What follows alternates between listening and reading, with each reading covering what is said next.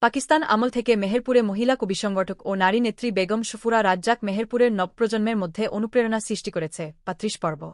মেহেরপুরের কবি সংগঠক বেগম সফুরা রাজ্জাক ১৪ জুন ২০২৩ সালে তার মেহেরপুরের বাসায় ইন্তেকাল করেন। তিনি মেহেরপুরের এক সময়ের বিশিষ্ট কবি, সংগঠক ও নারী নেত্রী। তিনি মেহেরপুরের বিশিষ্ট আইনজীবী ও মুক্তিযুদ্ধের সংগঠক মরহুম অ্যাডভোকেট আব্দুর রাজ্জাকের স্ত্রী ও মেহেরপুর প্রেসক্লাবের সাবেক সভাপতি রুহুল কুদ্দুস টিটো ও ব্যবসায়ী আহসান রাজীব অপুর মাতা। মেহেরপুরের নারী জাগরণে তার গুরুত্বপূর্ণ ভূমিকা ছিল। তার সাম্প্রদায়িকতা বিরোধী ভূমিকাও স্মরণযোগ্য। তার কবিতা অনুপ্রেরণা সৃষ্টি করে নবপ্রজন্মের মধ্যে।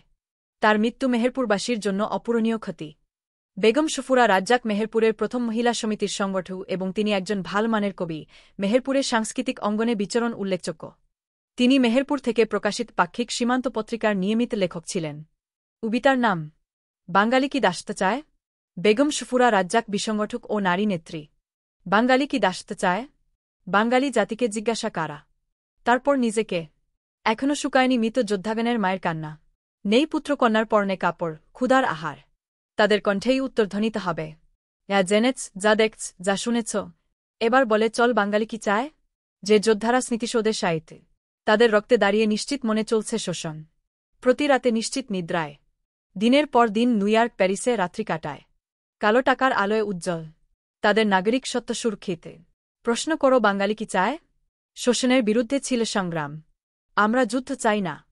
সবুজ গ্রামের ফসল আমরা কালো টাকার মুখে দিতে চাই না। আমার ভাইয়েরা যারা জীবন দিয়েছিল তাদের মা আর ছেলে মেয়ে বধূকে এবার জিজ্ঞাসা করো ওরা কি দাসতে চায়? গ্রন্থনা অধ্যক্ষ মহসিন আলী আঙ্গুর, সম্পাদক ও প্রকাশক মুজিবনগর খবর.com, মেহেরপুর।